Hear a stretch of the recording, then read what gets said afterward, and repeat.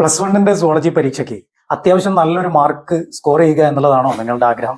അങ്ങനെയാണെങ്കിൽ ഇനി എളുപ്പത്തിൽ ചെയ്യാനുള്ള മാർഗം മാക്സിമം പ്രീവിയസ് ഇയർ ക്വസ്റ്റ്യൻസ് ചെയ്ത് തീർക്കുക എന്നുള്ളതാണ്.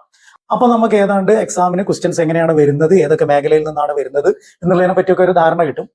അപ്പോൾ അത്യാവശ്യം നല്ലൊരു ക്വസ്റ്റ്യൻ പേപ്പറാണ് നമ്മൾ ഇന്ന് ഡിസ്കസ് ചെയ്യുന്നത്. ആ ക്വസ്റ്റ്യൻ പേപ്പറിലെ ചോദ്യങ്ങൾക്കൊപ്പം അതത് ചാപ്റ്ററിലെ ഇമ്പോർട്ടന്റ് ആയിട്ടുള്ള പോയിന്റ്സ് കൂടി ഡിസ്കസ് ചെയ്തുകൊണ്ടാണ് നമ്മൾ ഈ വീഡിയോയിൽ പോവുക. അപ്പോൾ അവസാനം വരെ നല്ല വൃത്തിക്ക് ഇരുന്ന് കേട്ടാൽ അതിന്റെ ഗുണം നിങ്ങൾക്ക് ഉറപ്പാണ്. നേരെ നമുക്ക് ചോദ്യ പേപ്പറിലേക്ക്. ബയോളജി ക്വസ്റ്റ്യൻ പേപ്പറിൽ പാർട്ട് ബി ആയിട്ടാണ് സുവോളജി വരിക. 30 മാർക്കിന്റെ ക്വസ്റ്റ്യൻസ് ആണ് സുവോളജിക്ക് ഉണ്ടാവുക കേട്ടോ. അതിൽ ആദ്യ പാർട്ട് 1 മാർക്കിന്റെ ക്വസ്റ്റ്യൻ ആണ്. 5 എണ്ണത്തിൽ 3 എണ്ണം എഴുതിയാൽ മതി. അപ്പൊ നമുക്ക് ഒന്നാമത്തെ ചോദ്യത്തിലേക്ക് വരാം. എക്സ്പാൻഡ് എന്ന് പറഞ്ഞാണ്ട് 2 സംഭവങ്ങളാണ്, ICBN-ഉം ICZN-ഉം. നിങ്ങൾക്ക് അറിയാവുന്ന ആൻസർ തന്നെയാണ്. ലിവിംഗ് വേൾഡ് എന്ന് പറഞ്ഞ ചാപ്റ്റർ എന്നാണ് ക്വസ്റ്റ്യൻസ് ഉള്ളത്. രണ്ടും എക്സ്പാൻഡ് ചെയ്ത് കഴിഞ്ഞാൽ നമുക്ക് 1 മാർക്കാണ്.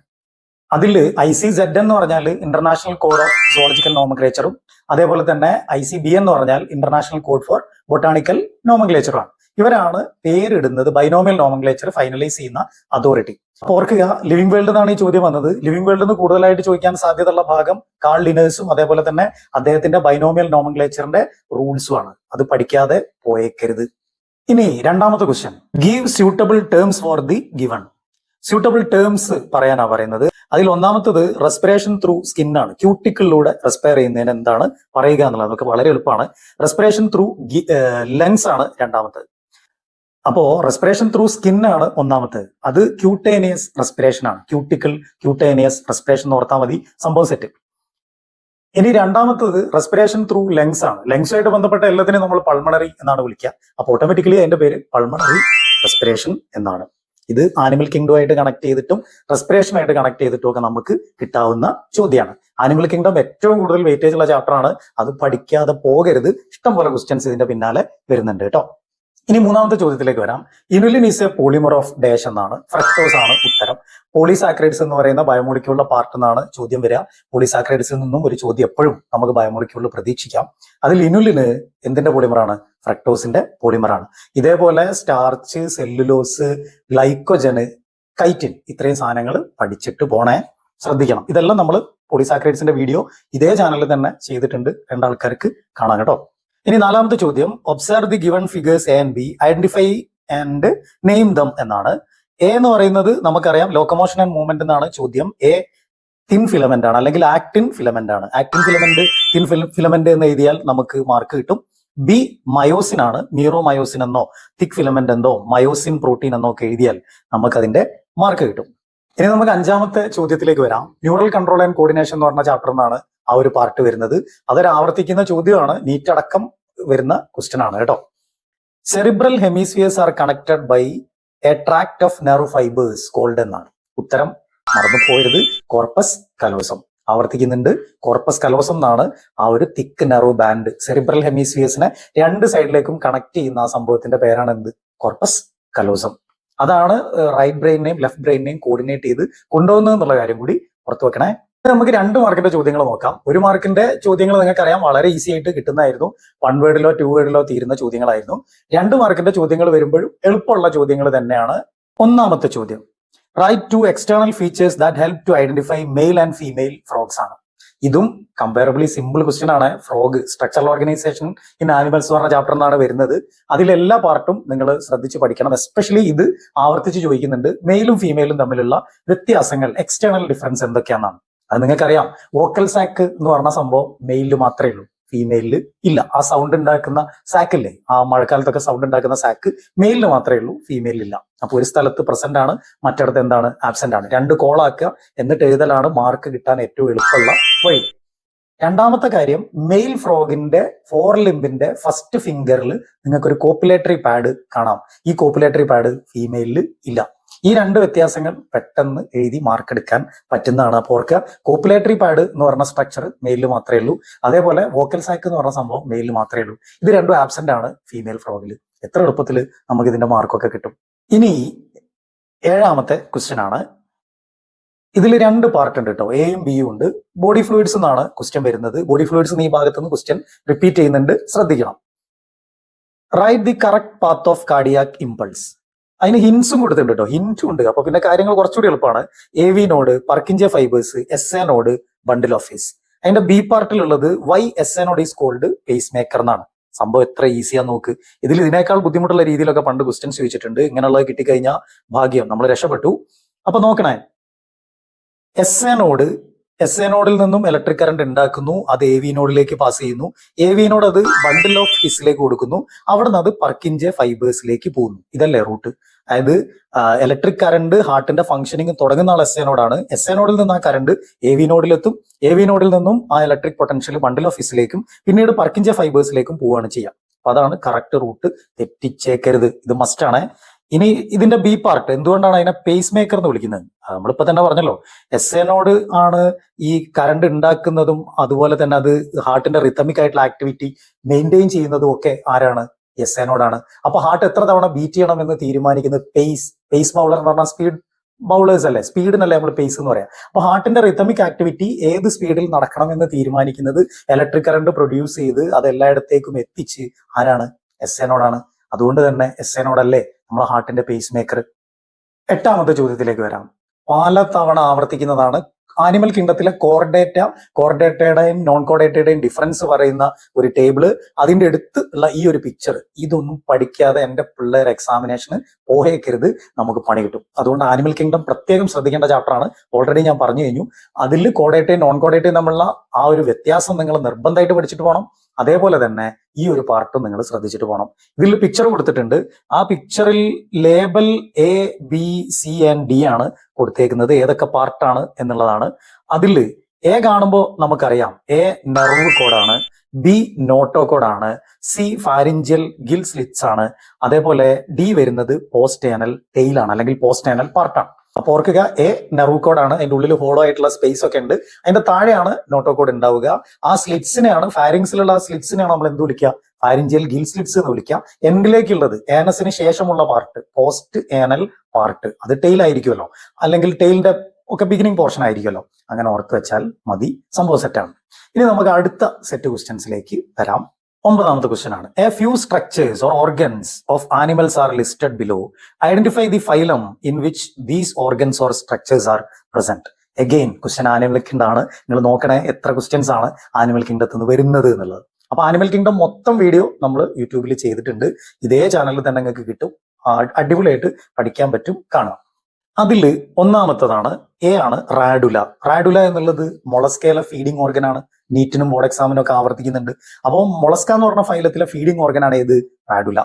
ഇനി രണ്ടാമത്തത് പാരപ്പോഡിയ. കാലിന് പാരലൽ ആയിട്ടുള്ള, പോഡിയ എന്നൊക്കെ പറഞ്ഞാൽ ലെഗ്സ് അല്ലേ, കാലിന് പാരലൽ ആയിട്ടുള്ള സംഭവം. ഇത് ആദ്യം നമ്മൾ കാണുന്നത് അനലിഡയിലാണ്, നീറിസിലാണ്. അപ്പൊ നീറിസിൽ കാണുന്ന ലാറ്ററൽ അപ്പൻഡേജസ്, അതിന്റെ വശങ്ങളിലൂടെയുള്ള കാല് പോലെയുള്ള സ്ട്രക്ചേഴ്സിനെ നമ്മൾ വിളിക്കുന്ന പേരാണെന്ത്? പാരപ്പോഡിയ. അപ്പൊ പാരപ്പോഡിയ എന്ന് പറയുന്നത് ഫൈലം അനലിഡയിലാണ്. ഇനി സി കോംപ്ലേറ്റ്സ് ആണ്. കോംപ്ലേറ്റ്സ് എന്ന് കേൾക്കുമ്പോഴേ കോമ്പ് എന്ന് പറഞ്ഞാൽ തന്നെ ടീന ആണ്. അപ്പൊ ടീന ബെയർ ചെയ്യുന്ന ആൾക്കാരാണ് ടീനോഫോറ എന്ന് വിളിക്കുക. അപ്പൊ കോംപ്ലേറ്റ്സ് എന്ന് പറഞ്ഞാൽ ഏതിനോട് ചേരും? കോമ്പ് ടീന, അങ്ങനെ ഓർത്താൽ മതി. അങ്ങനെയാണ് ഏത് ഫൈലമാണ്? ടീനോഫോറയാണ്. അപ്പൊ ഡി കാൽക്കേരിയസ് ഓസിക്കിൾസ് ആണ്. ഓസിക്കിൾസ് എന്നൊക്കെ പറഞ്ഞാൽ സ്മോൾ ബോൺസ് എന്നോ മുള്ളുകൾ എന്നൊക്കെയുള്ള കട്ടിയുള്ള സ്ട്രക്ചേഴ്സ് എന്നർത്ഥം. അങ്ങനെയാണെങ്കിൽ നമുക്ക് അങ്ങനെ മുള്ളുകൾ പോലെ ശരീരത്തിൽ കാണുന്നത് എക്കൈൻസ് എന്നല്ലേ ചെറിയ മുള്ളുകൾക്ക് സ്പൈൻസിന് പറയാം. സ്കിന്നിൽ സ്പൈൻസ് ഉള്ള ആൾക്കാരെ പറ്റിയല്ലേ ഈ പറയുന്നത്.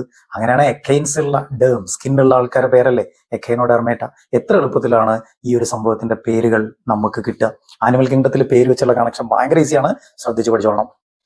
10ാമത്തെ ക്വസ്റ്റ്യനും ആനിമൽ കിങ്ഡം തന്നെ. Again and again animal kingdom ആണ് വരുന്നത്. ഇത് മസ്റ്റ് ആണ്. കോഡേറ്റയും നോൺ കോഡേറ്റയും തമ്മിലുള്ള ഡിഫറൻസ് പോലെ തന്നെ കോൺട്രിക്ടസും ഓസ്റ്റിക്ടസും തമ്മിലുള്ള ഡിഫറൻസ് പഠിക്കാതെ എക്സാമിന് പോകരുത്. കോൺട്രിക്ടസും ഓസ്റ്റിക്ടസിന്റെയും ഒരു 4 ഡിഫറൻസ് എങ്കിലും നിങ്ങൾ എഴുതി വെച്ചാൽ നമുക്ക് ധൈര്യമായിട്ട് മാർക്ക് കിട്ടും. ഏതൊക്കെയാണ് ഡിഫറൻസ് എന്നുള്ളത് ഞാൻ ഇവിടെ ലിസ്റ്റ് ചെയ്യാം. ഇതിന്റെ ആൻസർ എഴുതുമ്പോഴും 2 കോളമാക്കി എഴുതലാണ് ബുദ്ധി. ഒരു സൈഡിൽ കോൺട്രിക്ടസ് എന്നും മറ്റേ സൈഡിൽ ഓസ്റ്റിക്ടസ് എന്നും എഴുതിയിട്ട് പോകലാണ് ഏറ്റവും ഭംഗി, എളുപ്പത്തിൽ മാർക്ക് കിട്ടുക. അപ്പൊ ഞാൻ കോളായിട്ട് പറയാം. കോൺട്രിക്ടസില് ദേ ആർ മറൈൻ ആനിമൽസ്, അവര് കടലിലാണ് കാണുന്നത്. അതേസമയം നിങ്ങൾക്കറിയാം ബോണി ഫിഷസ്, അവര് കടലിലും കാണും, അതേപോലെ തന്നെ എന്തിലും കാണും? ശുദ്ധജലത്തിലും കാണും. അപ്പം they are both marine and fresh water. ഒന്ന്. ഇതിനേക്കാളൊക്കെ പ്രധാനപ്പെട്ട ഒരു കാര്യം ആദ്യം എഴുതി വെക്കാമായിരുന്നു. അതേതാണ്? കോൺഡ്രോ എന്ന് പറഞ്ഞാൽ കാർട്ടിലേജ് ആണ്, ഇക്തൈസ് എന്ന് പറഞ്ഞാൽ ഫിഷ് ആണ്. അപ്പൊ കോൺട്രിക്ടസിന്റെ എൻഡോസ്കെൽട്ടൻ നിർമ്മിച്ചിരിക്കുന്നത് എന്തുകൊണ്ടാണ്? കാർട്ടിലേജ് കൊണ്ടാണ്. അപ്പുറത്ത് ഓസ്റ്റി എന്നൊക്കെ പറഞ്ഞാൽ ബോണാണ്, ഇക്തൈസ് എന്ന് പറഞ്ഞാൽ ഫിഷ് ആണ്. അപ്പൊ അവർ ബോണി ഫിഷസ് ആണ്. അവരുടെ എൻഡോസ്കെൽട്ടൻ നിർമ്മിച്ചിരിക്കുന്നത് എന്തുകൊണ്ടാണ്? ബോൺ കൊണ്ടാണ്. ഇതാണ് ആദ്യം പറയാൻ നല്ലത്. ഇനി മൗത്ത് ഈസ് ലൊക്കേറ്റഡ് വെൻട്രലി. ഷാർക്കിന്റെ ഒക്കെ മൗത്ത് കണ്ട അടിഭാഗത്താണ് ഉണ്ടാവുക. അപ്പൊ അതിന്റെ മൗത്ത് വെൻട്രൽ സൈഡിലാണ് കോൺട്രിക്ടസിലെ. അതേസമയം ഓസ്റ്റിക്ടസില് അവരുടെ മൗത്ത് ഉണ്ടാവുക അറ്റത്താണ്, ടെർമിനൽ മൗത്ത് ആണ്. അപ്പൊ എഴുതി വെക്കേണ്ട ടേം മനസ്സിലാവുന്നുണ്ടല്ലോ, ടെർമിനൽ മൗത്ത് ആണ്, ഫിഷിന്റെ അറ്റത്താണ്, അതായത് ഓസ്റ്റിക്ടസിന്റെ അറ്റത്താണ് അവരുടെ മൗത്ത് ഉണ്ടാവുക എന്നുള്ളത് മറക്കരുത്. ഇനി ഷാർക്കിന്റെ കേസിലൊക്കെ നിങ്ങൾക്ക് അറിയാം, Gill slits R separate and without operculum. അവർക്ക് ഒരു ചെകിള മൂടി ഉണ്ടാവില്ല, പകരം സെപ്പറേറ്റ് ആയിട്ടുള്ള ഗിൽ സ്ലിറ്റ്സ് ഉണ്ടാവുക, ഗില്ലിന്റെ ഓപ്പണിംഗ് ഉണ്ടാവുക. അങ്ങനെ ഒരു സംഭവം ബോണി ഫിഷിൽ ഉണ്ടാവില്ല. ഓസ്റ്റിക്ടസിൽ ഈ പറഞ്ഞ ഗിൽ സ്ലിറ്റ്സ് ആയിട്ടല്ല ഉണ്ടാവുക, പകരം 4 പെയർ ഗിൽസ് ഉണ്ടാവും. ആ ഗിൽസിനൊക്കെ കവർ ചെയ്തുകൊണ്ട് ഓപ്പർക്കുലം എന്ന് പറഞ്ഞ ഈ ഗിൽ കവർ അല്ലെങ്കിൽ ചെകിള മൂടി ഉണ്ടാവും കേട്ടോ. ഇനി വേറൊരു വ്യത്യാസം, ഷാർക്കിന്റെ സ്കിന്നിൽ സ്കെയിൽസ് ഉണ്ട്, പക്ഷെ അത് മൈന്യൂട്ട് ആണ്. പ്ലക്കോയിഡ് സ്കെയിൽ മറക്കരുത്, ഇത് വേറെയും ചോദ്യമായിട്ട് വരും. പ്ലക്കോയിഡ് സ്കെയിൽ എന്ന് പറഞ്ഞാൽ വളരെ മൈന്യൂട്ട് ആയിട്ടുള്ള സ്കെയിൽസ് ഉണ്ടാവുക. അതേസമയം ഓസ്റ്റിക്ടസിൽ വിസിബിൾ ആയിട്ടുള്ള വലിയ സ്കെയിൽസ് തന്നെ നിങ്ങൾക്ക് കാണാൻ പറ്റും. അത് ടീനോയിഡ് സ്കെയിലോ സൈക്ലോയിഡ് സ്കെയിലോ ആയിരിക്കും. അതേപോലെ തന്നെ ഷാർക്കിന് എയർ ബ്ലാഡർ ഇല്ല, അതുകൊണ്ട് ഷാർക്ക് കണ്ടിന്യൂസ് ആയിട്ട് നീന്തിക്കൊണ്ടിരിക്കേണ്ടി വരും. അതേസമയം ഓസ്റ്റിക്ടസിന് അങ്ങനെയല്ല, എയർ ബ്ലാഡേഴ്സ് ഉണ്ട്, അവർക്ക് ബോയൻസി മെയിൻറ്റെയിൻ ചെയ്യാം. അപ്പൊ ഓസ്റ്റിക്ടസിന് ബോയൻസി മെയിൻറ്റെയിൻ ചെയ്യാം, കോൺട്രിക്ടസിന് ബോയൻസി മെയിൻറ്റെയിൻ ചെയ്യാൻ പറ്റൂല. പൊതുവെ ഷാർക്കുകൾ പ്രസവിക്കുകയാണ് ചെയ്യുക. അതിന് നമ്മൾ ഉപയോഗിക്കുന്ന വേർഡ് മറക്കരുത്, വിവി പാരസ്. അതേസമയം ബോണി ഫിഷസുകൾ പൊതുവെ എന്താണ്, ഒവി പാരസ് ആണ്. ഈ പറഞ്ഞതിൽ ഏതെങ്കിലും 4 എഴുതിയാൽ മതി. മാക്സിമം പോയിന്റ്സ് ഞാൻ ഡിസ്കസ് ചെയ്തിട്ടുണ്ട്. ഒന്ന് പോയാൽ അടുത്തത് കിട്ടണം എന്നുള്ള വിശ്വാസത്തിനും കൂടിയാണ് ഇത്രയും കാര്യങ്ങൾ പറഞ്ഞത്. അത് മാത്രമല്ല, ഇത് ആവർത്തന ചോദ്യമാണ്, കുട്ടികൾ മറക്കരുതേ. ഇനി 11ാമത്തെ ചോദ്യത്തിലേക്ക് വരാം. ഇത് ഒരു ടേബിൾ ഫില്ല് ചെയ്യാനാണ്, വളരെ എളുപ്പമാണ്. ക്വസ്റ്റ്യൻ വലുതാണേലും ആൻസർ വളരെ സിമ്പിൾ ആട്ടോ. ഇതിൽ ഹിൻസ് കൊടുത്തിട്ടുണ്ട്, ക്വസ്റ്റ്യൻ കാണുമ്പോൾ തന്നെ നിങ്ങൾക്ക് മനസ്സിലാവും, ഹിൻസ് ഒക്കെ കൊടുത്തിട്ടുണ്ട്. അപ്പൊ ചോദ്യത്തിലേക്ക് വരാം. പിന്നെ ഏതൊക്കെയാണ് ഗ്രാന്യൂലോസൈറ്റ്സ് എന്നുള്ളത് ഒന്ന് മാത്രം ഒഴിവാക്കി ബാക്കിയുള്ളത് കൊടുത്തിട്ടുണ്ട്. ന്യൂട്രോഫിലും ബാസോഫിലും അവിടെ കൊടുത്തിട്ടുണ്ട്. അപ്പൊ തന്നെ നമുക്കറിയാം ഏതാണ് ഈ ഗ്രാന്യൂലോസൈറ്റ്സ്, എഗ്രാന്യൂലോസൈറ്റ്സ് എന്നുള്ളത്. ബോഡി ഫ്ലൂയിഡ്സ് എന്നാണ് ക്വസ്റ്റ്യന്. അപ്പൊ അതിൽ പെർസെന്റേജും കൊടുത്തിട്ടുണ്ട്, അതിന്റെ ഫംഗ്ഷനും കൊടുത്തിട്ടുണ്ട്. ന്യൂട്രോഫില് അതേപോലെ തന്നെ 2ാമത്തെ കോളത്തിൽ എന്താണ് എന്നാണ്. നമുക്കറിയാം ഗ്രാന്യൂലോസൈറ്റ്സിൽ 2ാമത്തെ ആള് ആരാണ്, എസനോഫിലാണ്. അപ്പൊ ഓട്ടോമാറ്റിക്കലി എ എസനോഫിൽ ആയിരിക്കും, അത് ഒന്നും നോക്കാൻ പോലും ഇല്ല. അപ്പൊ എസനോഫിലാണ്. ഇനി ഇപ്പുറത്ത് ഹിൻസിന്റെ കൂട്ടത്തിൽ അതൊക്കെ കൊടുത്തിട്ടുണ്ട്, ആ കൂട്ടത്തിൽ എസനോഫിൽ ഉണ്ട്. അപ്പൊ അത് എടുക്കാൻ സുഖമാണ്. ഇനി അടുത്തത് പെർസെന്റേജ് ആണ്. ഈ പെർസെന്റേജിലേക്ക് വരുന്ന സമയത്ത് ന്യൂട്രോഫിൽ 60 to 65% ആണ്. അതേപോലെ തന്നെ അതേപോലെ തന്നെ എസനോഫിലിന്റെ കൊടുത്തിരിക്കുന്നത് 2 to 3% ആണ്. അപ്പൊ പിന്നെ ബാസോഫിലിന്റെ ഇനി അതിൽ കുറവുള്ളതേ വരാൻ സാധ്യതയുള്ളൂ. കാരണം ഏറ്റവും ലീസ്റ്റ് സെല്ലാണ് ഏത്, ബാസോഫിൽസ്. അവർ വെറും 0.5 to 1% മാത്രമേ ഉള്ളൂ. അപ്പൊ അടിപൊളിയായിട്ട് ആൻസർ എഴുതാൻ പറ്റിയ ക്വസ്റ്റ്യൻ ആണതെന്ന് മറക്കണ്ട. ഇനി സി ആണ്, ഫംഗ്ഷൻ റിലേറ്റഡ് ആയിട്ടുള്ള ക്വസ്റ്റ്യൻ ആണ്. അതിൽ സിയിൽ വരുന്നത് ആരാണെന്ന് എളുപ്പത്തിൽ മനസ്സിലാവും. കാരണം ന്യൂട്രോഫിൽ എന്താണ്, ഫാഗോസൈറ്റിക്സ് അല്ല, അവർ പിടിച്ച് വിഴുങ്ങുകയാണ് ചെയ്യാം, എൻഗൾഫ് ചെയ്യാണ് ചെയ്യുക പാത്തോജൻസിനെ. അതുകൊണ്ട് അവർ ഫാഗോസൈറ്റിക് ആണ്. ഇനി എസ്നോഫിൽസ് അലർജിക് റെസ്പോൺസിലും ഇൻഫെക്ഷൻസിലും ഒക്കെ പങ്കെടുക്കുമെന്നുള്ളത് നിങ്ങൾക്ക് അറിയാം. ബാസോഫിൽസിന്റെ കേസിലേക്ക് വരുമ്പോൾ അതിന്റെ ഫംഗ്ഷൻ എന്താണ് എന്നാണ് ചോദിച്ചേക്കുന്നത്.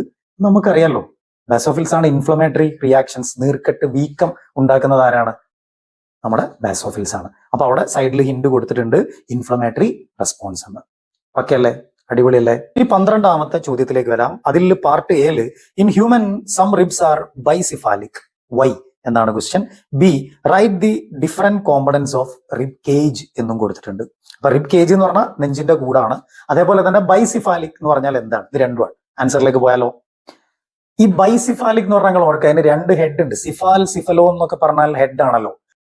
അപ്പോ റിബ്സ് വേർട്ടിബ്രയോട് ചേരുന്നിടത്ത് അതിന്റെ ഡോർസൽ സൈഡിൽ റിബ്സ് വേർട്ടിബ്രയോട് അറ്റാച്ച് ചെയ്യുന്ന 2 ഹെഡ് വെച്ചിട്ടാണ്. അങ്ങനെ 2 ഹെഡ് ഉണ്ടെങ്കിൽ അതിനെ നമുക്ക് എന്ത് വിളിക്കാം, ബൈസിഫാലിക് റിബ്സ് എന്ന് വിളിക്കാം. ഇതാണ് 1ാമത്തെ ചോദ്യത്തിന്റെ ഉത്തരം. ഇനി റിബ് കേജിൽ എന്തൊക്കെ ഉണ്ട് എന്നാണ്. സിമ്പിൾ ക്വസ്റ്റ്യൻ അല്ലേ. റിബ് കേജിൽ എന്തായാലും നമുക്ക് എന്തറിയാം, റിബ്സ് ഉണ്ട് എന്നറിയാം. ആ കൂടുണ്ടാക്കിയിരിക്കുന്നതിൽ ഇവിടെ ഒരു ലോങ് ബോൺ ഉണ്ടല്ലോ, അതിന്റെ പേരല്ലേ സ്റ്റേണം. അതേപോലെ ഈ കൂടിന്റെ ബാക്ക് സൈഡിൽ നമുക്ക് വേർട്ടിബ്രൽ കോഡും കാണാമല്ലോ.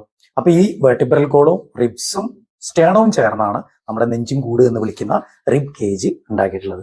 ഈസി അല്ലേ, നോക്ക്, ടേംസ് പഠിച്ചു വെക്കാനല്ലേ ഉള്ളൂ. ഇനി 13ാമത്തെ ക്വസ്റ്റ്യൻ. എല്ലാ ചാപ്റ്ററിലേക്കും ഡിസ്ട്രിബ്യൂഷൻ പോകുന്നുണ്ട്, നിങ്ങൾക്ക് മനസ്സിലായില്ലേ. ലോക്കോമോഷനിൽ നിന്ന് ഇപ്പൊ തന്നെ നമുക്ക് 2ഓ അതിലധികമോ ക്വസ്റ്റ്യൻസ് കിട്ടി. ഇപ്പൊ ക്വസ്റ്റ്യൻ വന്നിരിക്കുന്നത് എക്സ്ക്രീറ്ററി പ്രൊഡക്ട്സ് ആൻഡ് ദെയർ എലിമിനേഷനിൽ നിന്നാണ്. അവിടെ ഇത് ഒരു ആവർത്തന ചോദ്യം, അടിപൊളി ക്വസ്റ്റ്യൻ ആട്ടോ. രണ്ടും അടിപൊളി ക്വസ്റ്റ്യൻസ് ആണ്. കുട്ടികൾ ചിലപ്പോൾ തെറ്റിപ്പോകാൻ സാധ്യതയുള്ള ഒരു സംഭവം കൂടിയാണ്. Observe the given figure and answer the questions. അതിൻ്റെ അകത്ത് ലേബൽ എ ആൻഡ് ബി ആണ് ചോദിച്ചേക്കുന്നത്. സാധാരണഗതിയിൽ അതെന്താണ് എന്നാണ് ചോദിക്കുക. ആ പാർട്ടിനെ മൊത്തം വിളിക്കുന്ന പേര് മാൽഫീജിയൻ ബോഡി അല്ലെങ്കിൽ റീനൽ കോർപ്പസൽ എന്നാണ്. ഇതാണ് സാധാരണ ചോദിക്കാറുള്ളത്. പക്ഷെ ഇവിടെ ഇപ്പൊ അത് ചോദിച്ചിട്ടില്ല. പകരം പാർട്ട് എയും ബിയും ആണ് ചോദിച്ചേക്കുന്നത്. എ നിങ്ങൾക്കറിയാം അഫറന്റ് ആർട്ടീരിയോളാണ്. ആ വഴിയാണ് ഈ ഒരു ബൊമാൻസ് ക്യാപ്സ്യൂളിലേക്ക് അല്ലെങ്കിൽ ഗ്ലോമർലെസിലേക്ക് എന്ത് വരുന്നത്, ബ്ലഡ് വരുന്നത്. ബി പാർട്ട് എന്ന് പറഞ്ഞാൽ അതെന്താണ്, ബൊമാൻസ് ക്യാപ്സ്യൂളാണ്. അപ്പൊ ഇത് രണ്ടും എഴുതിയാൽ മാർക്കായേ. ഇനി അത് ലേബൽ ചെയ്താൽ മാത്രം മതി. സാധാരണ അതിന്റെ മൊത്തം ടേം ആണ് ചോദിക്കാറുള്ളത്. കുട്ടികൾ തെറ്റിക്കാറുണ്ട്. ബൊമാൻസ് ക്യാപ്സ്യൂൾ എഴുതും. ഓർക്കുക, ബൊമാൻസ് ക്യാപ്സ്യൂളും ഗ്ലോമർലെസും കൂടി ചേർന്നാലേ എന്താവുള്ളൂ, റീനൽ കോർപ്പസൽ ആവുള്ളൂ. ഇനി differentiate between cortical and juxtamedullary nephrons. അടിപൊളി ക്വസ്റ്റ്യൻ ആണ്, ശ്രദ്ധിച്ചു കേട്ടോ. ഇത് നമുക്ക് 2 കോളാക്കി ചെയ്യലാണ് നല്ലത്. ഡിഫറൻഷിയേറ്റ് വരുമ്പോൾ വളരെ എളുപ്പത്തിൽ കറക്റ്റ് പോയിന്റ് എഴുതിയ മാർക്ക് കിട്ടും. അപ്പൊ 2 കോളാക്കുന്നു. ഒരു സൈഡിൽ കോർട്ടിക്കൽ നെഫ്രോൺസ് എന്ന് എഴുതുന്നു, മറ്റേ സൈഡിൽ നമ്മൾ ജക്സ്റ്റാ മെഡുലറി നെഫ്രോൺസ് എന്ന് എഴുതുന്നു. എന്നിട്ട് പോയിന്റ് ഓരോന്നോരോന്നായിട്ട് നമുക്ക് നോക്കാം. അപ്പൊ ഇങ്ങനെ ഒരു ചോദ്യം കിട്ടിക്കഴിഞ്ഞാൽ ആദ്യം തന്നെ നിങ്ങൾ കോർട്ടിക്കൽ നെഫ്രോൺസും ജക്സ്റ്റാ മെഡുലറി നെഫ്രോൺസും തമ്മിലുള്ള ആ ഒരു ഡിഫറൻസ് നമുക്ക് ആദ്യം പറയാം. ഉദാഹരണത്തിന് കോർട്ടിക്കൽ നെഫ്രോൺസിന്റെ മേജർ പോർഷനും എവിടെയാണ് കാണുക, കോർട്ടെക്സിലാണ് കാണുക. കിഡ്നിയുടെ കോർട്ടെക്സ് തന്നെയാണ് കാണുക. എന്നാൽ അതിനൊരു ഹെൻലേസ് ലൂപ്പ് ഉണ്ടാവാം. ആ ഹെൻലേസ് ലൂപ്പ് റെഡ്യൂസ്ഡ് ആയിരിക്കാം അല്ലെങ്കിൽ ആബ്സെന്റ് ആയിരിക്കാം. എന്നാൽ ജക്സ്റ്റാ മെഡുലറി നെഫ്രോണിന്റെ പ്രത്യേകത എന്താ, അതിന്റെ ബൊമാൻസ് ക്യാപ്സ്യൂളും അതിന്റെ പി സി ടിയും ഡി സി ടിയും ഒക്കെ കോർട്ടെക്സിലായിരിക്കും. പക്ഷെ അതിന്റെ ഹെൻലേസ് ലൂപ്പ് മാത്രം മെഡുല്ലയിലേക്ക് ഇറങ്ങി വന്നിട്ടുണ്ടാവും. അപ്പൊ മെഡുല്ലയിലേക്ക് ഹെൻലേസ് ലൂപ്പ് എക്സ്റ്റെൻഡ് ചെയ്തിരിക്കുന്ന നെഫ്രോൺസിനെയാണ് നമ്മൾ എന്ത് വിളിക്കുക, ജക്സ്റ്റാ മെഡുലറി നെഫ്രോൺസ് എന്ന് വിളിക്കുക. എന്നാൽ മേജർ പാർട്ടും കോർട്ടെക്സ് തന്നെ കാണുന്ന റെഡ്യൂസ്ഡ് ആയിട്ടുള്ളതോ ഈ പറഞ്ഞ ഹെൻലേസ് ലൂപ്പ് ആബ്സെന്റ് ആയിട്ടുള്ള നെഫ്രോൺസ് ആണ്. അതായത് എല്ലാ പാർട്ടും കോർട്ടെക്സ് കാണുകയാണെങ്കിൽ അതിന്റെ പേരാണെന്ത്, കോർട്ടിക്കൽ നെഫ്രോൺസ്. ഇതാണ് മെയിൻ പോയിന്റ്. ഇത് ഒന്നാമതായിട്ട് എഴുതണം. രണ്ടാമത്തെ കാര്യം ഏതാണെന്ന് ചോദിച്ചു കഴിഞ്ഞാൽ 85% ഏത് നെഫ്രോൺസ് ആണ്, കോർട്ടിക്കൽ നെഫ്രോൺസ് ആണ്. അപ്പൊ മേജർ ആയിട്ട് വരുന്ന പാർട്ട് കോർട്ടിക്കൽ നെഫ്രോൺസ് ആണ്. വെറും 15% ഓഫ് നെഫ്രോൺസ് മാത്രമേ ഏതുള്ളൂ, നമ്മുടെ ജക്സ്റ്റാ മെഡുലറി നെഫ്രോൺസ് ഉള്ളൂ. ഇനി അടുത്തത് ഇമ്പോർട്ടന്റ് പോയിന്റ് ആണ്, vasa recta is absent or highly reduced in cortical nephrons. നമുക്കറിയാം വാസാറക്ട എന്ന് പറയുന്ന ഹെൻലേസ് ലൂപ്പിന് ചുറ്റി വരുന്നതാണ്. അത് കോർട്ടിക്കൽ നെഫ്രോണിൽ റെഡ്യൂസ്ഡ് ആണ്. അപ്പൊ ഓട്ടോമാറ്റിക്കലി അത് ഏതിലുണ്ടാവില്ല, കോർട്ടിക്കൽ നെഫ്രോണിൽ ഉണ്ടാവില്ല. ജക്സ്റ്റാ മെഡുലറി നെഫ്രോൺസിലല്ലേ നമ്മൾ എന്ത് കണ്ടിട്ടുള്ളത്, ഈ പറഞ്ഞ ഹെൻലേസ് ലൂപ്പ് താഴോട്ട് ഇറങ്ങിയൊക്കെ വരുന്നത്. അപ്പൊ അതിന് വാസാറക്ട ഉണ്ടാവും. അപ്പോൾ ജക്സ്റ്റാ മെഡുലറി നെഫ്രോൺസിന് എലാബറേറ്റ് ചെയ്ത വാസാറക്ട ഉണ്ടാവും. പക്ഷെ അതുപോലുള്ള സെറ്റപ്പ് ആർക്കുണ്ടാവില്ല, കോർട്ടിക്കൽ നെഫ്രോൺസിന് ഉണ്ടാവില്ല. അത്യാവശ്യം നല്ല ക്വസ്റ്റ്യൻ ആയിരുന്നു ഈ പാർട്ടിൽ നിന്ന് വന്നത്. ഇനി 14ാമത്തെ ചോദ്യത്തിലേക്ക് വരാം. നെയിം ദി ഫോളോയിങ് ആണ്. അതിൻ്റെ അകത്ത് ഹൈപ്പോഗ്ലൈസീമിക് ഹോർമോൺ ഏതാണ്, ഹൈപ്പർ കാൽഷ്യമിക് ഹോർമോൺ ഏതാണ്, എമർജൻസി ഹോർമോൺ ഏതാണ്, ആന്റി ഡയൂററ്റിക് ഹോർമോൺ ഏതാണ്. എത്ര സിമ്പിൾ ആണോ കെമിക്കൽ കോർഡിനേഷൻ എന്നുള്ള ചോദ്യം നോക്ക്. 4 പേര് എഴുതി വെച്ചാൽ നമുക്ക് മാർക്കാണ്. അപ്പൊ ഹൈപ്പോഗ്ലൈസീമിക് ഹോർമോൺ, മിയ എന്നുള്ള ടേം വരുമ്പോൾ ഓർക്കേണ്ടത് അത് സംതിങ് ഇൻ ബ്ലഡ് എന്ന് ഓർത്ത് വെച്ചാൽ മതി എളുപ്പത്തിന് വേണ്ടിയിട്ട്. ഗ്ലൈസീമിയ എന്ന് പറഞ്ഞാൽ ഗ്ലൂക്കോസ് ഇൻ ബ്ലഡ് ആണ്. ഹൈപ്പോഗ്ലൈസീമിയ എന്ന് പറഞ്ഞാൽ എന്താ, ബ്ലഡിലെ ഗ്ലൂക്കോസിന്റെ അളവ് കുറയ്ക്കുന്ന ഹോർമോൺ അല്ലേ, അത് ഇൻസുലിൻ അല്ലേ. കിട്ടിയേ. ഇനി രണ്ടാമത്തെ സാധനം നോക്കണേ, ഹൈപ്പർ കാൽഷ്യമിയ ആണ്. ഹൈപ്പർ കാൽഷ്യമിക് ഹോർമോൺ ആണ്. അപ്പൊ ബ്ലഡിന്റെ കാൽഷ്യം ലെവലിനെ കൂട്ടുന്നയാളാണ്. അതാരാണ് പാരാതൈറോയിഡ് ഹോർമോൺ ആണ്. അയാളാണ് ബ്ലഡ് കാൽഷ്യത്തിന് എന്ത് ചെയ്യുന്നത്, കൂട്ടുന്നത്. അതും കിട്ടിയേ. ഇനി എമർജൻസി ഹോർമോൺ, ഇതറിയാത്ത ഒരൊറ്റ കുട്ടി ഉണ്ടാവില്ല. അഡ്രിനാലിൻ അല്ലെങ്കിൽ എപ്പിനെഫ്രിൻ എന്നൊക്കെ എഴുതിയാൽ നമുക്ക് മാർക്കാണ്. ഇനി ആന്റി ഡയൂററ്റിക് ഹോർമോൺ, ADH എന്ന് ചുരുക്കി എഴുതി ഒപ്പിച്ചേക്കരുത്. അതിന്റെ കറക്റ്റ് പേര് വാസോപ്രസിൻ ആണ്. അപ്പോൾ വാസോപ്രസിൻ എഴുതിയാൽ നമുക്ക് ആ മാർക്ക് കിട്ടും. അപ്പോൾ വാട്ടർ റെഗുലേറ്റ് ചെയ്യലാണ് ആരുടെ പണി, വാസോപ്രസിന്റെ പണി. അപ്പൊ കെമിക്കൽ കോർഡിനേഷൻ എന്നുള്ള ക്വസ്റ്റ്യൻ ഇപ്പൊ ആയി. അപ്പൊ ഏതാണ്ട് എല്ലാ ചാപ്റ്ററിൽ നിന്നുള്ള ക്വസ്റ്റ്യൻസ് കവർ ചെയ്ത് കഴിഞ്ഞു. എനിക്ക് തോന്നുന്നു ബ്രീത്തിങ് എന്നുള്ള ക്വസ്റ്റ്യൻ ആണ് നമുക്ക് കിട്ടാത്തത് അല്ലേ. ഒന്നോളൂ. ഇനി 15ാമത്തെ ക്വസ്റ്റ്യൻ ആണ്, draw the structure of glycerol and serine. ഇതിൽ ഗ്ലിസറോൾ നമുക്കറിയാം ട്രൈ ഹൈഡ്രോക്സി പ്രൊപ്പേൻ ആണ്. വളരെ സിമ്പിൾ ആയിട്ട് എഴുതാൻ പറ്റുന്ന സ്ട്രക്ചറാണ്. ട്രൈ ഹൈഡ്രോക്സി പ്രൊപ്പേൻ എന്നുള്ള ഡെഫിനിഷൻ പഠിച്ചു നോക്കുക. ബയോമോളിക്യൂൾ എന്ന് കിട്ടിയ ക്വസ്റ്റൻ ആണ്. ട്രൈ ഹൈഡ്രോക്സി എന്ന് പറഞ്ഞാൽ 3 ഹൈഡ്രോക്സിൽ ഗ്രൂപ്പ് ഉണ്ട്. പ്രൊപ്പേൻ എന്ന് പറഞ്ഞാൽ എന്താണ്, 3 കാർബണാറ്റ് ഉണ്ട്. അങ്ങനെയാണ് 3 കാർബണാറ്റ് ഉള്ള സിംഗിൾ ബോണ്ട് മാത്രമുള്ള ഹൈഡ്രജൻ ഉള്ള ഒരു സംഭവം. അതിലേക്ക് 3 ഹൈഡ്രോക്സിൽ ഗ്രൂപ്പും കൂടി ചേർന്നാൽ എന്തായി, ഗ്ലിസറോളായി. സിമ്പിൾ സ്ട്രക്ചർ, കളഞ്ഞിട്ട് പോകരുത്. ഇനി നമുക്ക് എഴുതാനുള്ളത് സെറിന്റെ സ്ട്രക്ചർ ആണ്.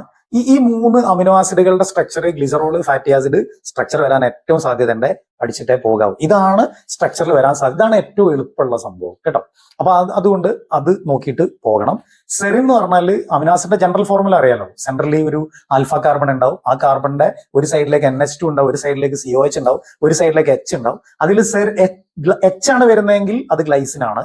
അവിടെ CH3 ആണ് വരുന്നതെങ്കിൽ അലാനിൻ ആണ്. അവിടെ CH2OH ആണ് വരുന്നതെങ്കിൽ സെറിൻ ആണ്. ഈ 3 സ്ട്രക്ചറും അവിടെ കൊടുത്തിട്ടുണ്ട്. ആ മാറ്റം ഒരു ക്വസ്റ്റ്യനിൽ മാത്രമേ വരുള്ളൂ. ബാക്കിയുള്ള എല്ലാ അമിനോ ആസിഡ് നമ്മൾ പഠിക്കാനുള്ള അമിനോ ആസിഡിന്റെ ഒക്കെ ജനറൽ രൂപം സെയിം ആണ് കേട്ടോ. ഇനി അതിന്റെ ബി പാർട്ട് ഉണ്ട്, നെയിം ദി ഗിവൺ എന്നാണ്. Most abundant protein in the animal world collagen ആണ് അല്ലെ. മോസ്റ്റ് അബണ്ടന്റ് പ്രോട്ടീൻ ഏതാണ്? ആനിമൽ വേൾഡിൽ കൊളാജനും അതേപോലെ തന്നെ ബയോസ്ഫിയറിൽ റുബിസ്കോയുമാണ്. റുബിസ്കോയുടെ ഫുള്ളൊക്കെ പഠിച്ച് വെക്കണേ. അപ്പൊ ഇത് ആവർത്തിക്കുന്നുണ്ട് ബയോമോളിക്യൂളിൽ നിന്നും. ആനിമൽ വേൾഡിലാണെങ്കിൽ നമ്മളുടെയൊക്കെ ഇന്റർസെല്ലുലാർ മാട്രിക്സ് നിറച്ചിരിക്കുന്ന കൊളാജനാണ് വരുന്നത് കേട്ടോ. ഇനി 2 അരോമാറ്റിക് അമിനോ ആസിഡ്സിന്റെ പേര് പറയാൻ പറയുന്നുണ്ട്. അരോമാറ്റിക് അമിനോ ആസിഡിന്റെ പേര് NCERT നല്ല വൃത്തിക്ക് കൊടുത്തിട്ടുണ്ട്. ഏതൊക്കെയാണ്? ഫിനൈലലാനിൻ, ടൈറോസിൻ, ട്രിപ്റ്റഫാൻ. ഈ 3 പേര് പ്രത്യേകം പഠിച്ചിട്ട് പോകണം. ആവർത്തിക്കുന്നുണ്ട്, ശ്രദ്ധിക്കണം. ഇത് നീറ്റ് ക്വസ്റ്റ്യൻ പേപ്പറിലും നമ്മൾ കാണാനുണ്ട്. അപ്പോൾ ഫിനൈലലാനിൻ, ടൈറോസിൻ, ട്രിപ്റ്റഫാൻ. ഓക്കെ, അതിൽ ഏതെങ്കിലും 2 എഴുതിയാൽ മതി. ബയോമോളിക്യൂളിൽ നിന്ന് ഇനിയും ചോദ്യങ്ങളുണ്ട്. ചോദ്യങ്ങളുടെ ഒരു ഉത്സവം തന്നെ ഉണ്ട്. ആനിമൽ കിങ്ഡം കഴിഞ്ഞാൽ എനിക്ക് തോന്നുന്നു പിന്നെ ഏറ്റവും കൂടുതൽ മാർക്കിന്റെ ചോദ്യങ്ങൾ കാണുന്നത് ബയോമോളിക്യൂളിൽ നിന്നാണ്. ബയോമോളിക്യൂളിന്റെ പല പാർട്ടും നമ്മൾ യൂട്യൂബിൽ ചെയ്തിട്ടുണ്ട്, നിങ്ങൾക്ക് കാണാം. അതിൽ 16ാമത്തെ ക്വസ്റ്റ്യന് enzymes are divided in to 6 classes. Write any 2 classes. 6 classes ഉണ്ട്, അതിൽ ഏതെങ്കിലും 2 എഴുതിയാൽ മതി എന്ന് പറയുന്നത്. ഇത് ആ എൻസൈമും അതിന്റെ ഫംഗ്ഷൻ എന്താണെന്നുള്ളതും ടേബിൾ ആയിട്ടൊക്കെ വരാറുണ്ട്. ഏറ്റവും എളുപ്പത്തിൽ മാർക്ക് എടുക്കാൻ പറ്റുന്ന ബയോമോളിക്യൂളിന്റെ ഒരു പാർട്ടാട്ടോ. ഉദാഹരണം പറയാം. 1ാമത്തെ ക്ലാസ് അതേതാണ്? ഓക്സിഡോ റിഡക്ടേസ് ആണ്. അതിന്റെ നേരെ നമുക്ക് ഏത് പൊട്ടമാർക്ക് എഴുതി വെച്ചൂടെ? It increase the rate of oxidation reduction reaction. അപ്പൊ ഓക്സിഡേഷൻ റിഡക്ഷൻ റിയാക്ഷന്റെ സ്പീഡ് കൂട്ടുന്ന എൻസൈമിന്റെ പേരാണെന്ത്? Oxidoreductase. അതേപോലെ ട്രാൻസ്ഫർ റിയാക്ഷന്റെ സ്പീഡ് കൂട്ടുന്ന എൻസൈമിന്റെ പേരാണെന്ത്? ട്രാൻസ്ഫറേസ്. അതേപോലെ ഹൈഡ്രോലൈസിസ് നടത്തുന്ന എൻസൈം ഉണ്ടാവില്ലേ, വാട്ടർ ആഡ് ചെയ്തിട്ട് ബ്രേക്ക് ചെയ്യുന്ന, അതിന്റെ പേരാണെന്ത്? ഹൈഡ്രോലൈസ്. കിട്ടിയോ? ഈ വാട്ടർ ആഡ് ചെയ്യാതെ മുറിക്കുന്ന എൻസൈം ഉണ്ട്, അതിന് ലൈസിസ് എന്നല്ലേ വിളിക്കാം. വാട്ടർ ആഡ് ചെയ്ത് മുറിക്കുമ്പോൾ ഹൈഡ്രോലൈസിസ്, വാട്ടർ ആഡ് ചെയ്യാതെ മുറിക്കുമ്പോൾ വെറും ലൈസിസ്. അങ്ങനെ ലൈസിസ് നടത്തി ഒരു കോമ്പൗണ്ടിന്റെ ഇടയിൽ കാർബണാറ്റത്തിന്റെ ഇടയിൽ ഡബിൾ ബോണ്ട് ഒക്കെ ഉണ്ടാക്കുന്ന തരത്തിലാണെങ്കിൽ, വാട്ടർ ആഡ് ചെയ്യാതെയുള്ള മുറിക്കലാണെങ്കിൽ ലൈസിസ് ആണ്. ലൈസിസ് നടത്തുന്ന എൻസൈമിന്റെ പേരെന്താണ്? ലയേസ് എന്നാട്ടോ, നോട്ട് ലൈസേസ്, ലയേസ് ആണ്.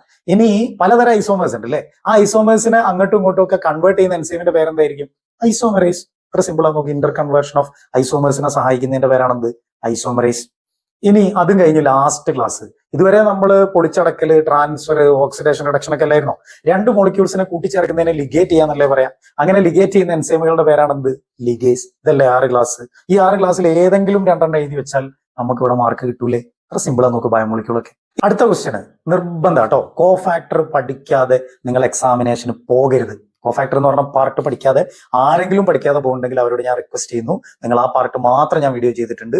വീഡിയോയുടെ പരസ്യമായിട്ട് പറയുന്നതല്ല, നിങ്ങൾക്ക് മാർക്ക് കിട്ടാനുള്ള ആഗ്രഹം കൊണ്ട് പറഞ്ഞു എന്നാണ്. അപ്പൊ ചോദിക്കുന്നത്, what are cofactors, what happens to enzyme activity if cofactor is removed from the enzyme എന്നാണ് ചോദ്യം.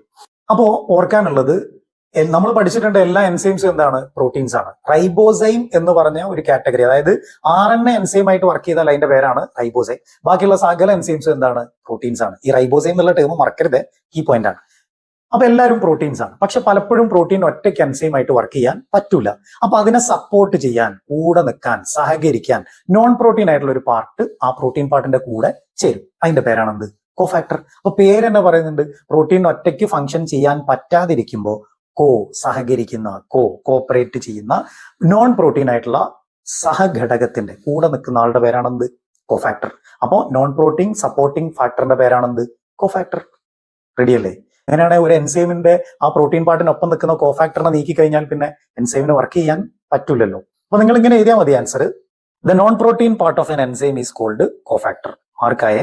ഇനി രണ്ടാമത്തത്, catalytic activity is lost when the cofactor is removed from the enzyme. Enzyme എന്ന് കോഫാക്ടറിനെ റിമൂവ് ചെയ്ത് കഴിഞ്ഞിട്ടാണെങ്കിൽ അതിന്റെ എൻസൈമാറ്റിക് ആക്ടിവിറ്റി അല്ലെങ്കിൽ കാറ്റലിറ്റിക് ആക്ടിവിറ്റി എന്ത് ചെയ്യപ്പെടും? നഷ്ടപ്പെടും. അത്ര സിമ്പിൾ ആണ്. ഇനി അങ്ങോട്ട് 3 മാർക്കിന്റെ ചോദ്യങ്ങളാണ്. അതിലും ആനിമൽ കിങ്ഡം തന്നെയാണ് വീണ്ടും വരുന്നത്. Observe the given figure A and B, answer the question ആണ്. അതിൽ A കാണുമ്പോൾ തന്നെ നമുക്കറിയാം A പോളിപ്പാണ്, B എന്താണ്? മെഡൂസയാണ്. ഈ ചോദ്യവും ആവർത്തിക്കുന്നുണ്ട്. സീലിൻഡ്രേറ്റ് എന്നും പോറിഫറ എന്നും ആർത്രോപോഡ എന്നും ഒക്കെ ചോദ്യങ്ങൾ ഉണ്ടാവുക. അപ്പൊ എയും ബിയും നമുക്ക് മനസ്സിലായി. ഇനി identify body forms A and B ആണ്. നമ്മൾ ഓൾറെഡി പറഞ്ഞു കഴിഞ്ഞു, പോളിപ്പും മെഡൂസയാണ്. How will you differentiate them എന്നുള്ളതാണ് വളരെ ഇമ്പോർട്ടന്റ് ആയിട്ടുള്ള ക്വസ്റ്റ്യൻ ആണ്. C, what is metagenesis. ഇത്രയും സാധനം പക്ക നമുക്ക് നഷ്ടം വരില്ല ഇത് പഠിച്ചു കഴിഞ്ഞാൽ. അപ്പൊ ഏതൊക്കെ നോക്കിയാലോ. അപ്പൊ നമുക്ക് ആദ്യം പോളിപ്പും മെഡൂസിനെയും തമ്മിൽ നമുക്കൊന്ന് ഡിഫറൻഷിയേറ്റ് ചെയ്യാം. അപ്പൊ അത് ഡിഫറൻഷിയേറ്റ് ചെയ്യുമ്പോൾ പോളിപ്പ് സെസൈലാണ്. സെസൈൽ എന്ന് പറഞ്ഞാൽ ഒരുപാട് ലോക്കോമോഷൻ നടത്താത്ത വല്ലയിടത്തും നിൽക്കുന്ന സംഭവത്തിനാണ്. നമുക്കറിയാം മെഡൂസ എന്ന് പറഞ്ഞാൽ ഫ്രീ സ്വിമ്മിംഗ് ആണ് അല്ലെ, ജെല്ലി ഫിഷിനെ പോലുള്ളതൊക്കെ. ഹൈഡ്ര നിന്ന് നടത്തുന്ന കാര്യങ്ങൾ ചെയ്യുമ്പോൾ ജെല്ലി ഫിഷ് എന്ത് ചെയ്യും, ഫ്രീ ആയിട്ട് സ്വിം ചെയ്ത് പോകും. അപ്പോൾ ഫ്രീ സ്വിമ്മിംഗ് ആണ് മെഡൂസ. പക്ഷെ ഹൈഡ്ര പോളിപ്പാണ്, പോളിപ്പ് നിന്നിടത്ത് നിൽക്കുകയാണ് ചെയ്യുക. അതിനാണ് നമ്മൾ എന്ത് പറയാ, സെസൈൽ എന്ന് പറയാം. ഇനി രണ്ടാമത്തെ ഡിഫറൻസ്, പിന്നെ ഹൈഡ്ര സിലിണ്ട്രിക്കൽ ആണ്, ഒരു ട്യൂബ് പോലെയാണ് അല്ലെ. അതേസമയം മെഡൂസ് എങ്ങനെയാണ്, അംബ്രല്ല ഷേപ്പ് ആണ്.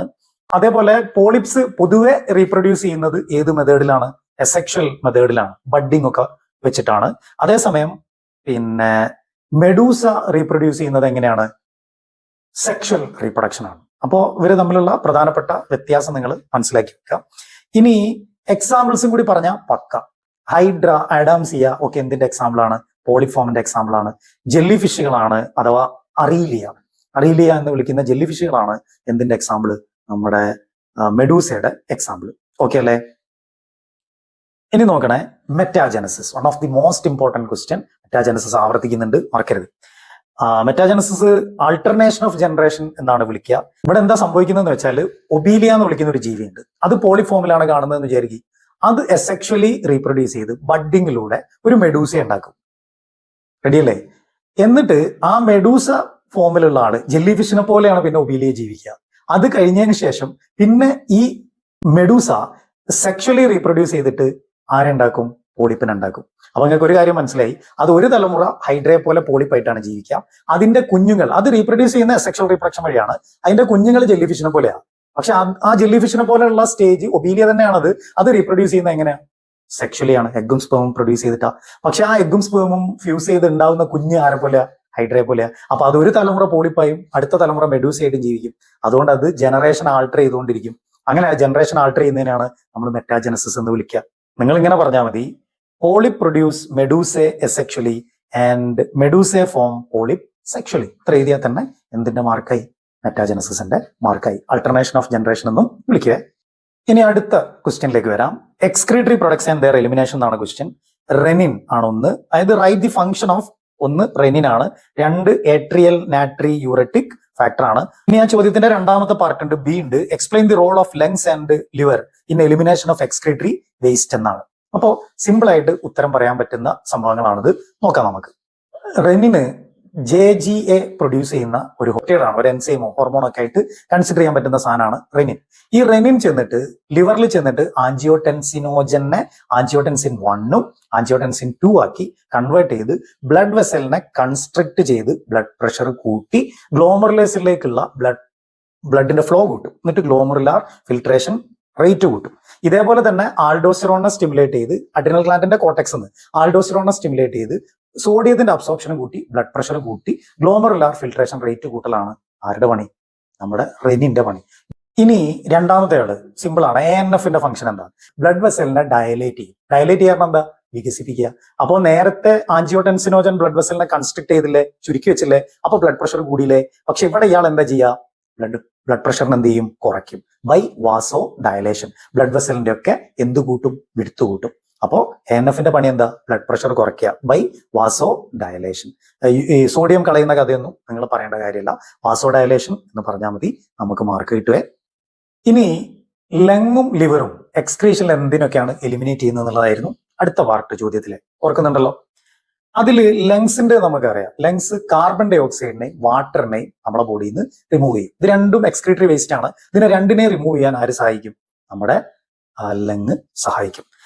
Lungs remove large amount of carbon ഡൈ ഓക്സൈഡ്, ആൾമോസ്റ്റ് 200 ml per minute ആണ്, and also significant quantities of water every day. അപ്പൊ ഈ ലിവറിന്റെ റോളാണ് എക്സ്ക്രീഷനിൽ ചോദിച്ചേക്കുന്നത്. ലിവറിന്റെ കേസിൽ നിങ്ങൾക്ക് അറിയാം, ബൈലിലുള്ള സബ്സ്റ്റൻസ് ആയിട്ടുള്ള ബിലിവേർഡിൻ ഒക്കെ സെക്രീറ്റ് ചെയ്യുന്നത് ലിവറാണ്. അതേപോലെ തന്നെ കൊളസ്ട്രോള്, ഡീഗ്രേഡഡ് സ്റ്റീറോയിഡ് ഹോർമോൺസ്, ചില വൈറ്റമിൻസ്, മരുന്നുകൾ, ഡ്രഗ്സ് ഒക്കെ സെക്രീറ്റ് ചെയ്യുന്നത് ആരാണ്, നമ്മുടെ ലിവറാണ്. ഇതെല്ലാം അവസാനം ഡൈജസ്റ്റീവ് ട്രാക്റ്റിലൂടെ വേസ്റ്റ് പുറത്തേക്ക് പോവുകയും ചെയ്യും. ഇതാണ് ലിവറിന്റെ കേസിൽ. ഇതൊക്കെ എപ്പോഴേലും വരുന്ന ക്വസ്റ്റ്യൻ ആണ്, പക്ഷെ ഇങ്ങനെയുള്ളതും കൂടെ നോക്കി വെക്കണം എന്നുള്ളൊരു സൂചന ഈ ചോദ്യപേപ്പർ നമുക്ക് തരുന്നുണ്ട്. അതുകൊണ്ട് ആവർത്തിക്കുന്നത് മാത്രമല്ല, ഇതും ഒന്ന് ശ്രദ്ധിച്ചിട്ട് പോകണം. ഇനി വളരെ എളുപ്പമുള്ള ഒരു ക്വസ്റ്റ്യൻ ആണ്. ന്യൂറോണിന്റെ സ്ട്രക്ചർ തന്നിട്ടുണ്ട്, നിങ്ങൾ ഉറപ്പായിട്ടും മാർക്ക് അടിക്കുന്ന എനിക്ക് അറിയാം. അപ്പൊ അതിൽ observe the given figure and answer the question ആണ്. അതിൻ്റെ അകത്ത് ABCD ആണ് തന്നേക്കുന്നത്. അതിൽ ആൻസർ വളരെ എളുപ്പമാണ്. കാരണം A കാണുമ്പോൾ തന്നെ അറിയാം നെർവ് സെല്ലിന്റെ ന്യൂറോൺ ആണ്. B നമുക്കത് ലേബൽ ചെയ്ത് വെച്ചിട്ട് ആക്സോൺ ആയിട്ടാണ് മനസ്സിലാവുന്നത്. മൈലിൻ ഷീറ്റിനിടക്കുള്ള വിടവിലേക്കാണ് C സൂചിപ്പിക്കുന്നത്. അപ്പൊ അതെന്താണ്? നോഡ് ഓഫ് റൺവിയർ ആണ്. ആ ഗ്യാപ്പുകൾ അതിന് നമ്മൾ വിളിക്കുന്ന പേര് നോഡ് ഓഫ് റൺവിയർ എന്നാണ്. D സിനാപ്റ്റിക് നോബ് ആണ്, അല്ലെങ്കിൽ നെർവ് എൻഡിങ്സ് ആണ്, അല്ലെങ്കിൽ ന്യൂറോണിന്റെ ടെർമിനൽ പാർട്ടായിട്ട് വരുന്ന സിനാപ്റ്റിക് നോബ് തന്നെയാണ്. അപ്പൊ അത് കിട്ടി. ഇനി write the location of important മറക്കാൻ പാടില്ലാത്ത ന്യൂറോൺസിന്റെ പാർട്ട് എന്നുള്ള ക്വസ്റ്റ്യൻ ആണ്. അതിൽ യൂണിപോളാർ ന്യൂറോൺസ് എവിടെയാണ് കാണുന്നത്? ഇത് കാണുന്നത് എംബ്രിയോണിക് സ്റ്റേജിലാണ്. മറക്കരുതേ, എംബ്രിയോണിക് സ്റ്റേജിലാണ് ഏത് ന്യൂറോൺസ് കാണുന്നത്? യൂണിപോളാർ ന്യൂറോൺസ് കാണുന്നത്. ബൈപോളാർ ന്യൂറോൺസ് കാണുന്നത് റെറ്റിനയിലാണ്. അതേപോലെ തന്നെ സെറിബ്രത്തിന്റെ കോട്ടക്സിലാണ് മൾട്ടിപോളാർ ന്യൂറോൺസ് കാണുന്നത്. ഇതും ആവർത്തിക്കുന്ന ചോദ്യമാണ്. നീറ്റിനും അതെ, അല്ലാതെയും അതെ. ഇനി ബ്രീത്തിങ്ങിൽ നിന്നും ഇതുവരെ മിസ്സായ ക്വസ്റ്റ്യൻ ആണ് 3 മാർക്കിന്റെ ക്വസ്റ്റ്യൻ ആയിട്ട് വന്നേക്കുന്നത്. Differentiate inspiratory reserve volume and expiratory reserve volume. B residual volume and functional residual capacity. Expiratory capacity and inspiratory capacity. ഞാൻ എൻ്റെ കുട്ടികളോട് എപ്പോഴും പറയാറുണ്ട്, ലങ് വോള്യംസ്, ലങ് കപ്പാസിറ്റീസ് ഇത് പഠിക്കാതെ നിങ്ങൾ ഒരു ബോർഡ് എക്സാമിനും ഒരു നീറ്റ് എക്സാമിനും പോയേക്കരുത്. അത്രയ്ക്ക് ഗ്യാരണ്ടി ആയിട്ട് വരുന്ന ഏരിയ ആണിത്. അപ്പൊ അവിടുന്ന് ഇതിന്റെ വോള്യം ഭാഗ്യത്തിന് ചോദിച്ചിട്ടില്ല, എത്രയാണ് അതിന്റെ എമൗണ്ട് എന്നുള്ളത് ചോദിച്ചിട്ടില്ല. ചിലപ്പോൾ എമൗണ്ട് ആയിരിക്കും ചോദിക്കുക. മാച്ച് ദി ഫോളോയിങ് ഉണ്ടാവും. ഡെഫിനിഷൻ വെച്ചിട്ടാണ് ബോർഡ് എക്സാമിന് സാധാരണ ചോദിക്കാറുള്ളത്. അതിൽ വൈറ്റൽ കപ്പാസിറ്റി ഒക്കെ വളരെ ഇമ്പോർട്ടന്റ് ആണ്. പക്ഷേ ഈ പ്രാവശ്യം വൈറ്റൽ കപ്പാസിറ്റി ചോദിച്ചിട്ടില്ല. പകരം ഏതാണ്ട് ബാക്കിയുള്ള എല്ലാ വോള്യങ്ങളും ഉൾപ്പെടുത്തിക്കൊണ്ട് ഉള്ള ചോദ്യമാണ് പ്രാവശ്യം വന്നേക്കുന്നത്. അപ്പൊ നമുക്ക് അത് ഓരോന്നൊന്ന് ഡിഫറൻഷിയേറ്റ് ചെയ്യാൻ നോക്കാം. ആദ്യത്തത് ഇൻസ്പിറേറ്ററി റിസർവ് വോള്യമാണ്. റിസർവ് എന്ന് കേൾക്കുമ്പോൾ നിങ്ങൾ ഉറപ്പിക്കേണ്ടത് അഡീഷണൽ വോള്യം എന്നാണ്. അപ്പൊ ഓട്ടോമാറ്റിക്കലി ഇത് നമുക്ക് ഇൻസ്പയർ ചെയ്യാൻ പറ്റുന്ന അഡീഷണൽ വോള്യത്തിന്റെ പേരാണ് ഇൻസ്പിറേറ്ററി റിസർവ് വോള്യം. പേര് പറയുന്നുണ്ട്, additional volume of air a person can inspire by a possible inspiration. Ready അല്ലേ? ഇതിന്റെ ആവറേജ് 2500 ml to 3000 ml ആണ്. അങ്ങനെയാണ് അതിന്റെ നേരെ ഓപ്പോസിറ്റ് ആയിരിക്കും എക്സ്പിറേറ്ററി റിസർവ് വോള്യം. റിസർവ് ആണ്, അപ്പൊ അഡീഷണൽ വോള്യാണ്. എന്തിന്റെ? എക്സ്പിരേഷന്റെ. അപ്പൊ എന്തായിരിക്കും? സിമ്പിൾ അല്ലേ? ആ പേര് തന്നെ പറയുന്നില്ലേ? അപ്പൊ എന്താ? നമുക്ക് അഡീഷണലി എക്സ്പയർ ചെയ്യാൻ പറ്റുന്നതിന്റെ, പുറത്ത് കളയാൻ പറ്റുന്നതിന്റെ, ഫോഴ്സ് ചെയ്തിട്ട് പുറത്ത് കളയാൻ പറ്റുന്നതിന്റെ പേരാണ് എന്ത്? Expiratory reserve volume. അപ്പൊ എങ്ങനെ എഴുതി വെക്കേണ്ടത് നോക്കാം. Additional volume of air a person can expire by a forcible expiration. Correct അല്ലേ? അത് ഫോസിബിളി ഒരാൾക്ക് അധികമായിട്ട് എക്സ്പയർ ചെയ്യാൻ പറ്റുന്നത് എത്രയാണെന്ന് പറയുന്നതാണ് എന്ത്? Expiratory reserve volume. ഇത് സാധാരണ രീതിയിൽ 1000 to 1100 ml ആണ്. ഇതിന്റെ ഇടയ്ക്ക് ഒരു കാര്യം മറന്നുപോയി, ടൈഡൽ വോള്യം നോർമൽ ആണ്. അതിന്റെ പുറമെ എത്ര ഉള്ളിലേക്ക് എടുക്കാൻ പറ്റും, ഇൻസ്പയർ ചെയ്യാൻ പറ്റും, അതാണ് എന്ത്? Inspiratory reserve volume.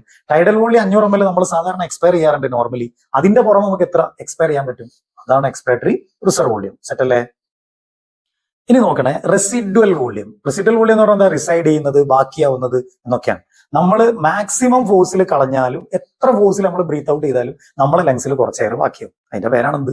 Residual volume.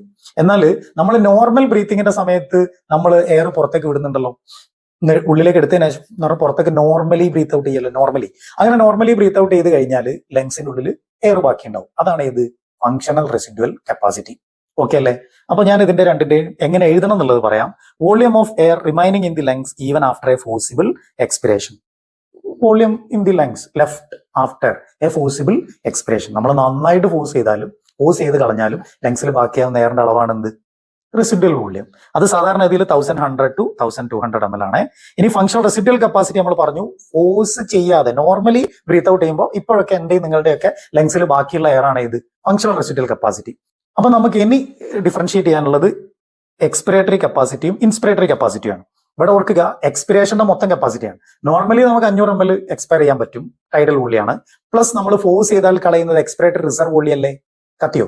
അങ്ങനെയാണ്. ഇത് രണ്ടും കൂടെ കൂട്ടിയാൽ നമുക്ക് മൊത്തം കളയാൻ പറ്റുന്നതല്ലേ നമ്മുടെ കപ്പാസിറ്റി. അപ്പൊ നമ്മുടെ കപ്പാസിറ്റിക്ക് ഏതൊക്കെ തമ്മിൽ കൂട്ടിയാൽ മതി? ടൈഡൽ വോള്യത്തിന്റെ 500 ml ഫോഴ്സ് ചെയ്താൽ കളയാൻ പറ്റുന്ന 1000 to 1100 ml കൂട്ടിയാൽ സംഭവം സെറ്റ് അല്ലേ? അങ്ങനെയാണ് total volume of air a person can expire by a forcible expiration after a normal inspiration. ഇതാണ് എന്ത്? Expiratory reserve volume. ഇതിന്റെ നേരെ ഓപ്പോസിറ്റ് ആയിരിക്കില്ലേ ഇൻസ്പിറേറ്ററി റിസർവ് വോള്യം? അത് ഇൻസ്പിരേഷന്റെ ടോട്ടൽ കപ്പാസിറ്റി ആയിരിക്കില്ലേ? നമുക്കറിയാം, നോർമലി നമുക്ക് ഉള്ളിലേക്ക് വലിച്ചെടുക്കാൻ പറ്റുന്ന എത്രയാ? 500 ml. അത് ടൈഡൽ വോള്യം അല്ലേ? എന്നാൽ അതിന്റെ പുറമെ അഡീഷണലി വലിച്ചെടുക്കാൻ പറ്റുന്നത് 2500 ml to 3000 ml അല്ലേ? എന്ന് പറഞ്ഞാൽ അത് നമ്മൾ ഇൻസ്പിറേറ്ററി റിസർവ് വോള്യം അല്ലേ? കത്തിയോ? ഇത് രണ്ടും കൂട്ടിയാൽ നമുക്ക് എന്ത് കിട്ടും? നമുക്ക് ഇൻസ്പയർ ചെയ്യുന്നതിന്റെ കപ്പാസിറ്റി കിട്ടും. അപ്പൊ ഇത് രണ്ടും കൂട്ടിയാൽ മതി. ഏതൊക്കെ കൂട്ടിയാൽ മതി? TV പ്ലസ് IRV കൂട്ടിയാൽ മതി. ഡെഫിനിഷൻ എങ്ങനെ പോകും? Total volume of air a person can inspire after a normal expiration. This includes tidal volume and inspiratory reserve volume. ഇത്രയാണ് ഈ ഒരു ക്വസ്റ്റ്യൻ പേപ്പറിൽ ഉള്ളത്. ഇനി നിങ്ങൾക്ക് എങ്ങനെയുള്ള ക്വസ്റ്റ്യൻസ് ആണ് വേണ്ടത് എന്നൊക്കെ ഉണ്ടെങ്കിൽ നിങ്ങൾ കമന്റ് ചെയ്യുക. ചാപ്റ്റർ വൈസ് നിങ്ങൾക്ക് ക്വസ്റ്റ്യൻ പേപ്പർ ഡിസ്കസ് ചെയ്യണമെങ്കിൽ അതും നിങ്ങൾ കമന്റ് ചെയ്യുക. നിങ്ങളുടെ ലൈക്കും ഷെയറും ഒക്കെ ഫ്രണ്ട്സിന് ഷെയർ ചെയ്യുന്നതൊക്കെ വളരെ സന്തോഷം ഉണ്ടാക്കുന്ന കാര്യമാണ്. അപ്പോൾ എക്സാം അടിപൊളിയായിട്ട് എഴുതുക. Thank you.